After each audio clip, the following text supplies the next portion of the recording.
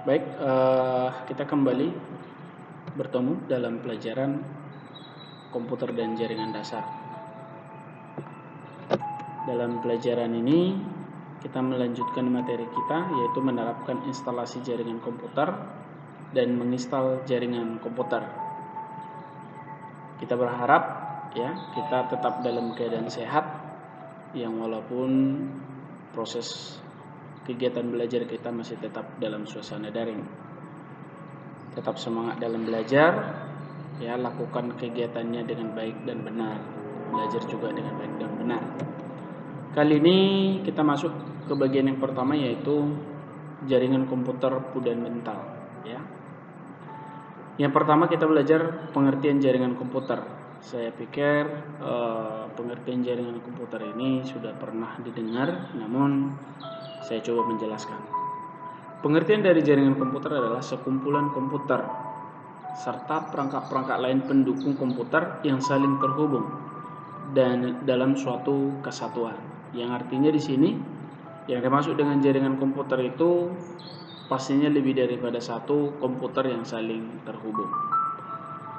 Media komputer yang dapat melalui kabel-kabel atau tanpa kabel, sehingga memungkinkan pengguna jaringan komputer dapat saling melakukan pertukaran informasi seperti dokumen dan data, dapat juga melakukan pencetakan pada printer yang sama dan bekerja bersama-sama memakai perangkat keras dan perangkat lunak yang terhubung dengan jaringan. Jadi salah satu fungsi daripada komputer itu adalah dapat melakukan pertukaran informasi dalam sebuah atau dalam satu jaringan komputer. Nah, perhatikan di sini setiap komputer ataupun perangkat-perangkat yang terhubung dalam satu jaringan disebut juga dengan node. Jadi komputer itu disebut dengan node, node. Dalam sebuah jaringan komputer dapat mempunyai puluhan, ribuan dan bahkan jutaan node. Jadi artinya yang dimaksud dengan dalam sebuah jaringan komputer itu merupakan kumpulan dari beberapa komputer atau node atau node. Kemudian yang perlu juga kita pahamin adalah sejarah singkat daripada jaringan komputer. Jadi sejarahnya itu perlu kita ketahui, dari mana asal daripada jaringan komputer ini. Nah, perhatikan di sini konsep jaringan komputer lahir pada tahun 1940. Ini sejarahnya di Amerika dari sebuah proyek pengembangan komputer model pertama di laboratorium Bell dan grup riset Harvard University yang dipimpin oleh Profesor H. Aiken. Pada mulanya, proyek tersebut hanyalah ingin memanfaatkan sebuah perangkat komputer yang harus dipakai secara bersama-sama. Jadi itu dasarnya, makanya muncul jaringan komputer. Untuk mengerjakan beberapa proses tanpa banyak membuang waktu kosong, dibuatlah proses beruntun atau batch processing, sehingga beberapa program bisa dijalankan dalam sebuah komputer dengan kaidah antrian. Jadi inilah dasar munculnya jaringan komputer. Yang perlu kita ketahui di sini adalah di sini munculnya jaringan komputer itu yang pertama adalah untuk memanfaatkan sebuah perangkat komputer yang harus dipakai secara bersama-sama. Kemudian yang ketiga yang perlu kita ketahui adalah manfaat daripada jaringan komputer. Manfaat jaringan komputer yang pertama adalah sharing resource, berbagi file. Di sini perhatikan, sharing resource bertujuan agar seluruh program, peralatan atau peripheral lainnya dapat dimanfaatkan oleh setiap orang yang ada pada jaringan komputer tanpa terpengaruh oleh lokasi maupun pengaruh dari pemakai. Itu yang pertama. Itu yang dimaksud dengan sharing resource, saling dapat menggunakan. baik itu peralatan, program maupun peripheral yang digunakan dalam sebuah jaringan. Yang kedua adalah media komunikasi. Nah, ini jaringan komputer memungkinkan terjadinya komunikasi antar pengguna. Ya, kalau istilah sekarang itu chatting, ya, berbagi file, ya, dan macam-macam, ya. Baik untuk telekonferensi, ya, seperti PC, ya, baru maupun untuk mengirim pesan atau informasi yang penting lainnya. Yang ketiga, integrasi data. Nah, jaringan komputer dapat mencegah ketergantungan pada komputer pusat, karena setiap proses data tidak harus dilakukan pada satu komputer saja, melainkan dapat didistribusikan ke tempat lain. Jadi dapat digunakan, ya, integrasi data ini. Proses data itu tidak harus dilakukan pada komputer satu saja, jadi di komputer lain juga bisa, gitu. Kemudian yang keempat adalah pengembangan dan pemeliharaan. Jadi di sini pengembangan peralatan dapat dilakukan dengan mudah dan menghemat biaya, karena setiap pembelian komponen seperti printer, maka tidak perlu membeli printer sejumlah komputer yang ada, tetapi cukup satu saja, karena printer itu dapat digunakan secara bersama-sama, ya. Sama itu termasuk ini, ya, sharing resource. Ya, pengembangan dan pemeliharaannya itu lebih mudah kalau memanfaatkan jaringan komputer. Kemudian yang kelima adalah keamanan data. Ya, sistem jaringan komputer dapat memberikan perlindungan terhadap data. Dan yang terakhir, sumber daya lebih efisien dan informasi terkini. Di sini dikatakan dengan pemakaian sumber daya secara bersama-sama akan mendapatkan hasil yang maksimal dan kualitas yang tinggi. Inilah beberapa manfaat daripada jaringan komputer. Kemudian yang keempat yang perlu kita ketahui adalah keuntungan menggunakan jaringan komputer. Nah, ini ada beberapa keuntungan ketika kita menggunakan jaringan komputer, hampir sama dengan tadi manfaatnya, ya. Yang pertama adalah mengakses data dari komputer lain, ya. Ini hampir sama dengan pengertian daripada manfaatnya tadi.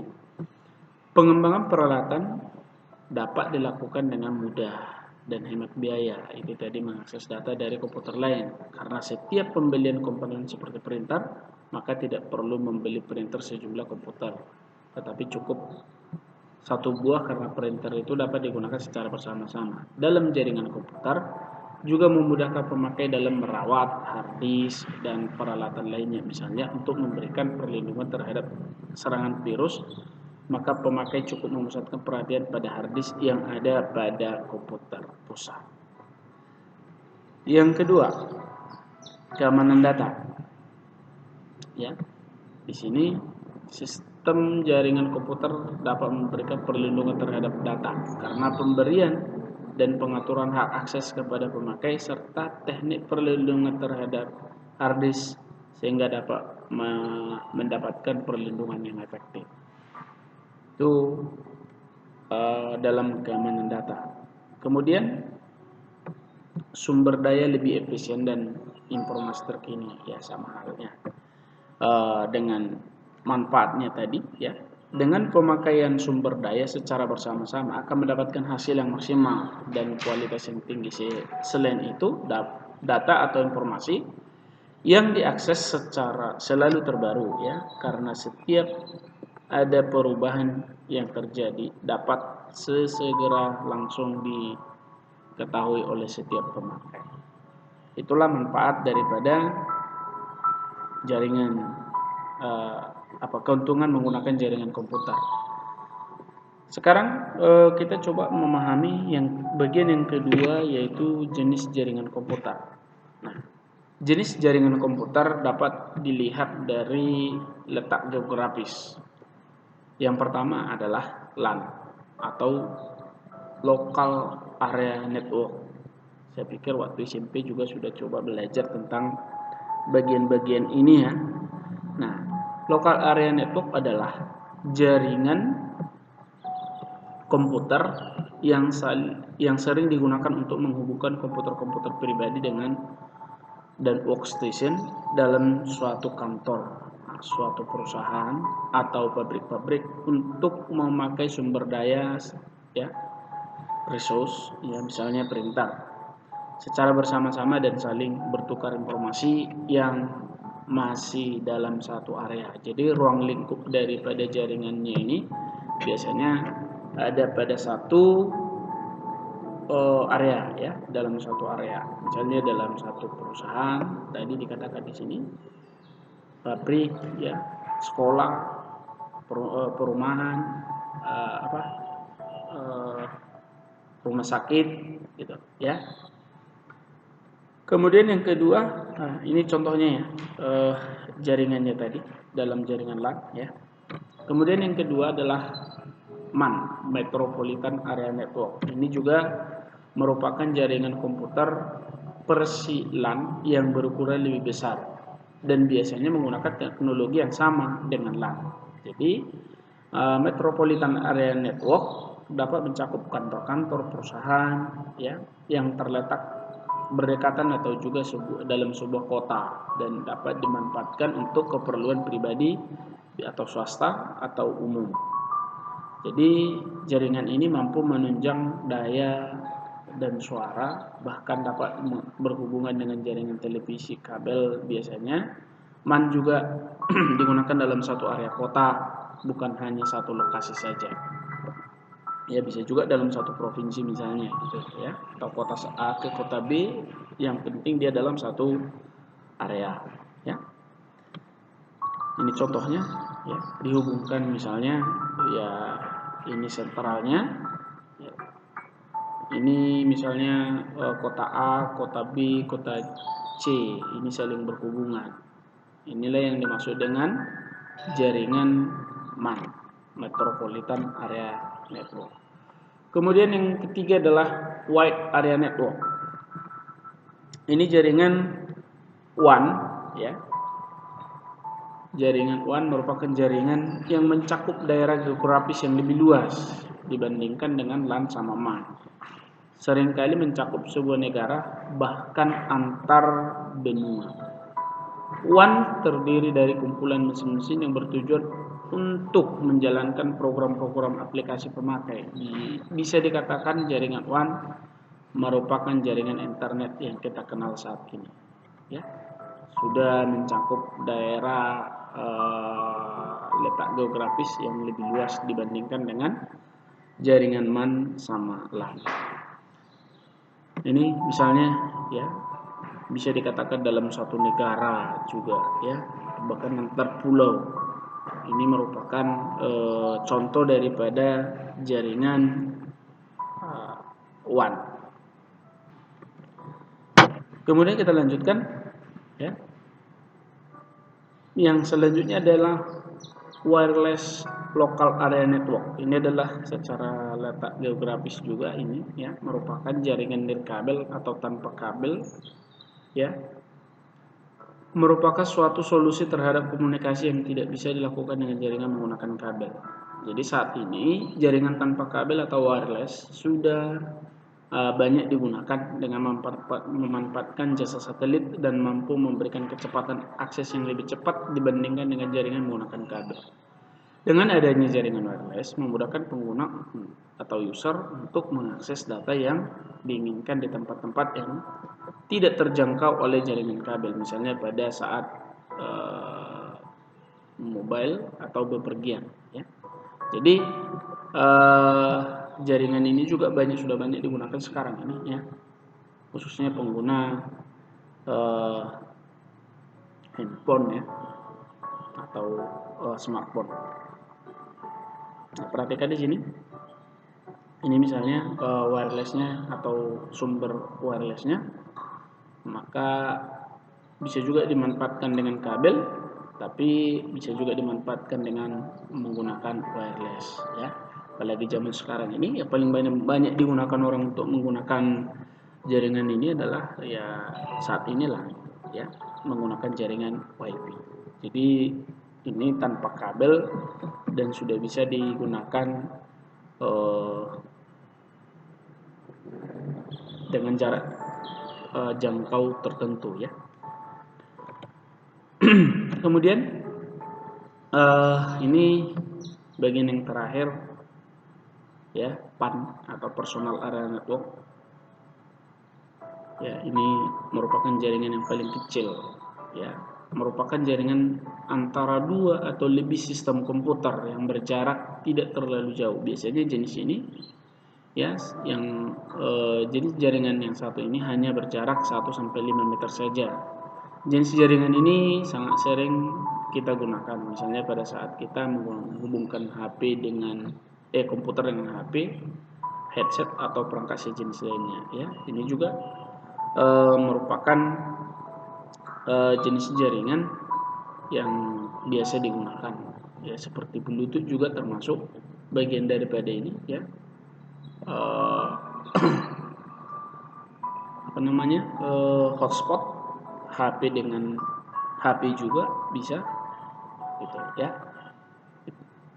Kurang lebih seperti ini, ya.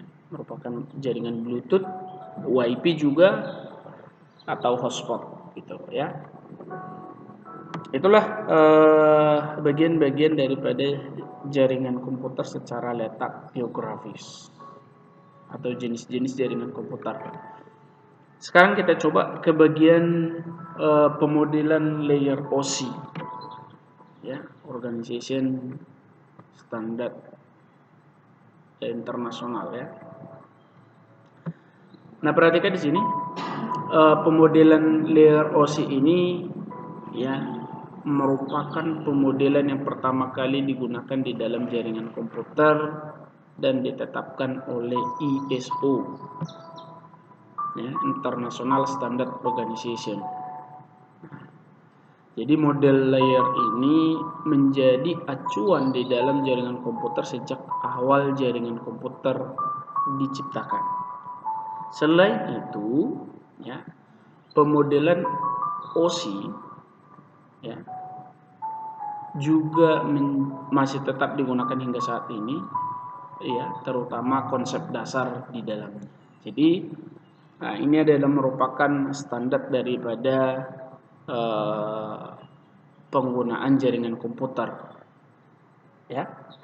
Nah, di sini juga dikatakan secara konseptual pada pemodelan layer OSI terdapat 7 buah layer, lapisan, ya. Layer itu merupakan lapisan, ya, di dalamnya, ya. Bayangkan saja, ya, ketujuh buah layer tersebut sebagai 7 buah lapisan yang ditumpuk dari atas ke bawah. Ketujuh layer ini atau lapisan ini memiliki fungsi masing-masing di dalam jaringan komputer. Pada setiap paket data yang dikirimkan memiliki sebutan nama yang berbeda-beda. Jadi artinya di sini setiap layer atau setiap lapisan memiliki fungsi yang berbeda-beda, tapi tetap tujuannya nanti untuk mengirimkan paket data, ya. Nah, perhatikan di sini, ini ketujuh buah layer pada pemodelan layer OSI, ya. Ini dari atas ke bawah, ya, dari atas ke bawah. Yang pertama adalah physical layer.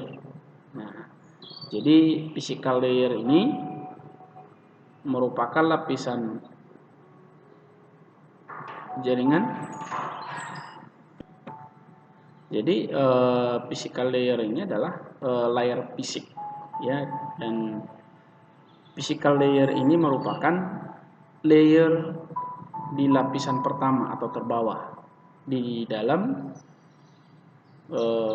pemodelan layar OSI, ya, sesuai dengan namanya lapisan layer. Ini, ya, lebih banyak menangani perangkat fisik atau bagian hardware pada jaringan komputer, termasuk juga di dalamnya pengolahan sinyal baik digital maupun analog, ya. Kemudian yang kedua adalah data link.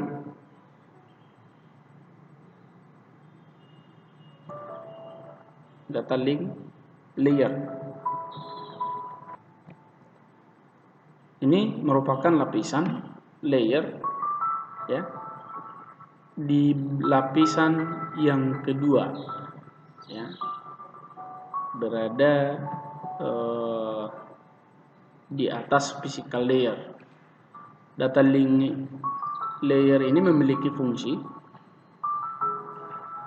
ya, yang sangat penting di dalam jaringan komputer, khususnya terkait dengan kontrol data dan kesalahan, ya, pengalamatan fisik serta dengan perangkat keras dan perangkat lunak. Itulah bagian daripada data link layer. Nah, ada juga beberapa fungsi daripada data link layer ini, ya. Di sini merupakan membantu di dalam melakukan koreksi kesalahan terhadap aliran paket data, ya. Yang kedua juga merupakan membantu di dalam melakukan kontrol terhadap aliran paket data atau follow control dan selanjutnya, gitu ya.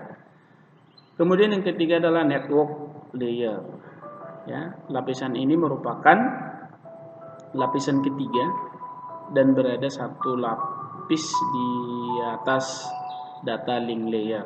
Nah, ini network layer ini memiliki sejumlah fungsi yang sangat penting di dalam jaringan komputer. Yang pertama adalah membantu di dalam mendefinisikan alamat komputer di dalam jaringan melalui tatap muka sistem operasi dan aplikasi. Itulah fungsi daripada network layer. Dan juga dapat membantu di dalam pembuatan header dari paket data atau paket header, dan terlihat di dalam proses routing, ya. Yang keempat, transport layer, ya. Bagian ini merupakan lapisan keempat dan memiliki sejumlah fungsi penting di dalam jaringan komputer. Salah satunya adalah untuk memecahkan paket data ke dalam beberapa buah unit paket data dan memberikan penomoran untuk setiap pecahan paket data dan membantu di dalam proses datagram paket data terkait dengan pemecahan paket data menjadi unit-unit terkecil. Kemudian yang kelima adalah session layer. Ini adalah merupakan lapisan kelima di dalam layer OSI, ya, merupakan atau memiliki fungsi, ya, penting terkait dengan sesi di dalam jaringan komputer. Yang pertama, melakukan proses pendefinisian dan pembuatan koneksi di dalam jaringan. Bisa juga melakukan pemeliharaan koneksi dan melakukan penghancuran koneksi atau destroy. Kemudian yang ke-6, ya, presentasi layer, ya. Ini adalah merupakan lapisan OSI yang ke-6, ya, merupakan layer yang bertugas menerjemahkan data, ya, yang ditransmisikan oleh jaringan komputer. Jadi penerjemahan data yang ditransmisikan oleh perangkat lunak di dalam jaringan komputer ke dalam format standar yang dapat dipahami oleh komputer penerima maupun entitas lainnya di dalam jaringan komputer. Sangat diperlukan dan penting presentasi layer ini, ya. Yang terakhir adalah aplikasi layer. Ini adalah bagian atau lapisan yang ketujuh pada lapisan layer, yaitu memiliki fungsi mendefinisikan spesifikasi aplikasi untuk dapat berkomunikasi di dalam jaringan komputer dan juga berfungsi sebagai antarmuka atau interface aplikasi dengan jaringan. Dan yang terakhir, membantu di dalam pengaksesan jaringan. Itulah ketujuh lapisan OSI, layer OSI, ya. Dan di sini ada pembagiannya. Ada bagian atas dan ada bagian bawah. Bagian upper layer ini application, presentation, dan sesi. Sedangkan lower layer ya ada transport, ada network, ada data link, dan ada physical. Inilah layer OC atau pemodelan layer OC mulai dari physical sampai application layer. Kemudian kita coba memahami pemodelan TCP/IP 4 layer ya. Ini persis secara umum kita coba pelajari. Nah, perhatikan di sini pemodelan layer TCP/IP muncul sebab akibat dari adanya beragam kekurangan pada pemodelan layer OC serta pemodelan layer OC mulai dari tidak relevan dengan perkembangan zaman, terutamanya aplikasi dan jaringan komputer itu sendiri. Meskipun secara konseptual pemodelan layer OC masih tetap dipakai di dalam ilmu jaringan komputer, pemodelan layer TCP/IP lebih simpel dan ringkas dengan hanya 4 layer saja di dalamnya. Nah, perhatikan di sini pemodelan layer TCP/IP menggunakan konsep paket protokol TCP/IP yang memiliki 4 buah sub protokol di dalamnya, yang kemudian menjadi keempat layer pada pemodelan layer TCP/IP. Jadi dipersingkat dari layer OC tadi, ya.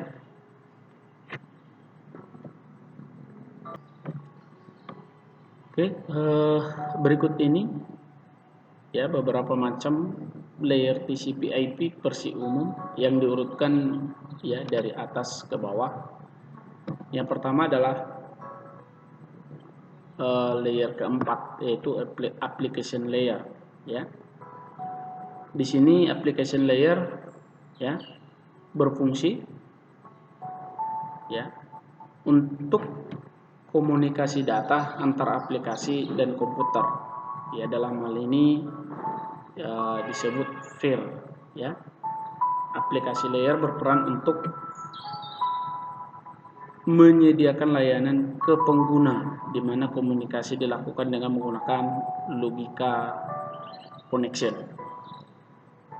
Itu layar yang pertama ya. Kemudian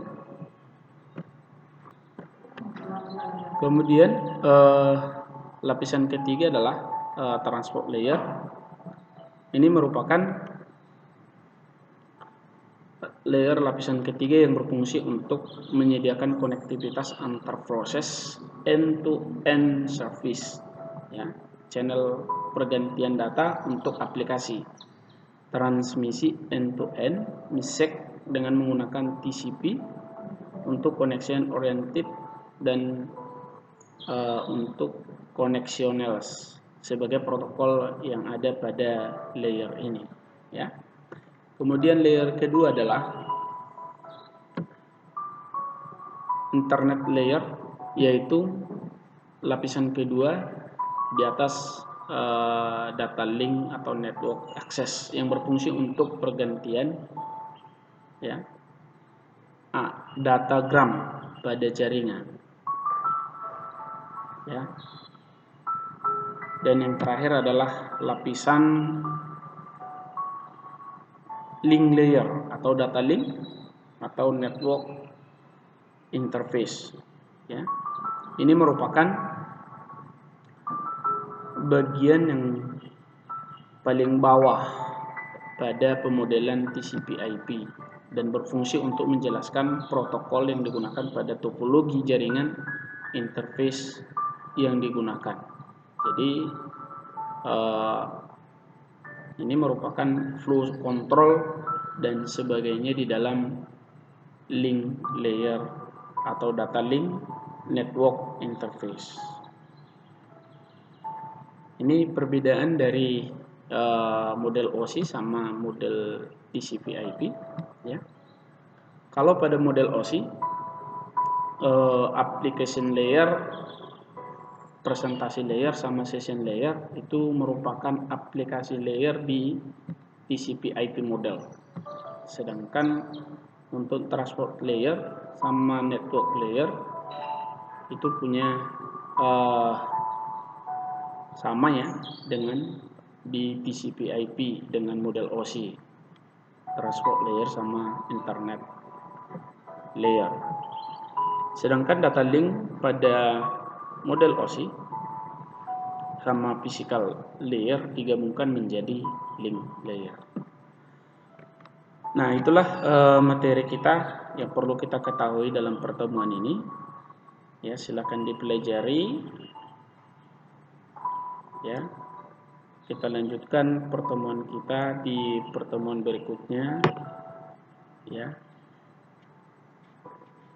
Sampai bertemu di pertemuan berikutnya. Ya, salam sehat.